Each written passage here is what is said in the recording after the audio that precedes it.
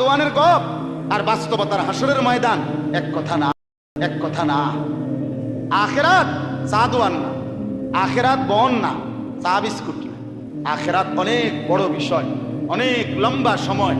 আখেরাত অনেক বড় হিসাবের জায়গা, যেদিন পুরা জিন্দিগির সেকেন্ড সেকেন্ড হিসাব দিতে হবে, ওইটাকে বলে আখেরাত। দোস্ত, হাসিটার হিসাবও দিতে হবে, কান্নার হিসাবও দিতে হবে, ঘন্টার হিসাবও দিতে হবে, মিনিটের হিসাবও দিতে হবে, সেকেন্ডের হিসাবও দিতে হবে।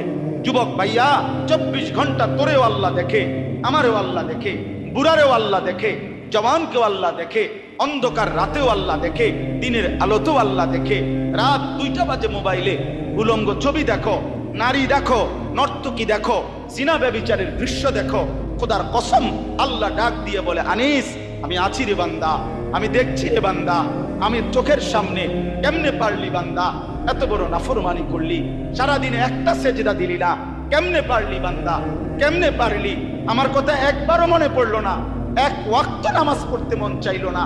এত বড় কায়নাত আমিই তো দিলাম, সূর্য আমি উঠাইলাম, চন্দ্র আমি উঠাইলাম, আলো আমি তো দিলাম, অন্ধকার আমি তো দিলাম, মুখের হাসি আমি তো দিলাম, চোখের কান্না আমি তো দিলাম, কানের শ্রবণ আমি তো দিলাম, আমি তো হাত নাড়াবার শক্তি দিলাম, আমি তো জবানে কথা বলার শক্তি দিলাম, পুরা দেহের প্রতিটা অঙ্গ আমি দিলাম, নিঃশ্বাসের প্রতিটা নিঃশ্বাস আমি দিলাম।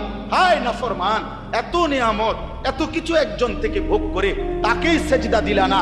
তোর মতো জানোয়ার পৃথিবীতে আর কেউ হইতে পারে না।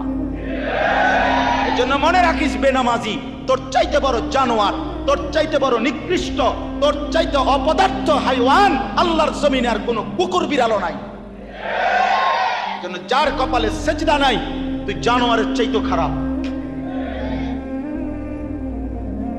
চতুষ্প জন্তুর চাইতে খারাপ। মনে রাখিস এটা।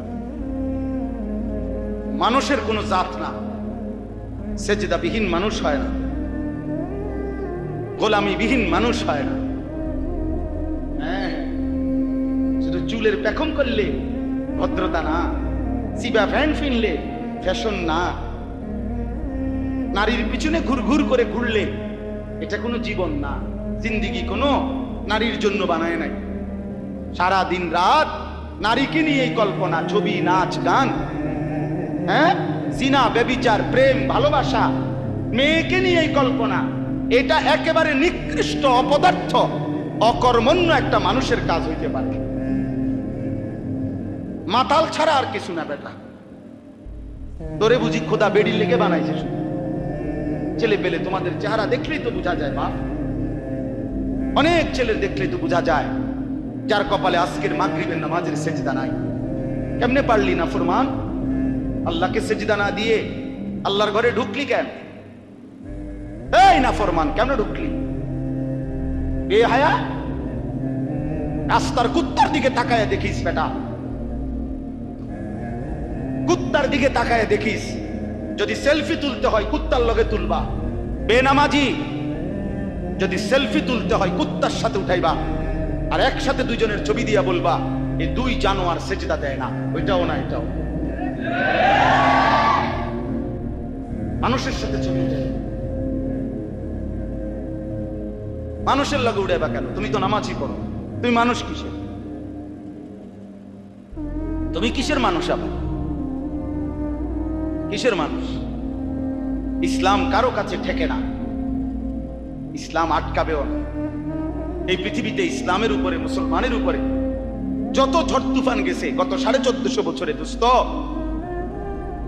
এর যদি 1000 ভাগের 1 ভাগ, লাখো ভাগের 1 ভাগও যদি অন্য কোন ধর্মাবলম্বী, অন্য কোন মতবাদের উপরে এরকম জুলুম, অত্যাচার, নির্যাতন হতো, তো পৃথিবীতে সেই ধর্ম বিলীন হয়ে হয়তো ইতিহাসের পাতায় নয়তো জাদুঘরে ওইটার স্মৃতি হিসাবে সংরক্ষিত কিছু থাকতো।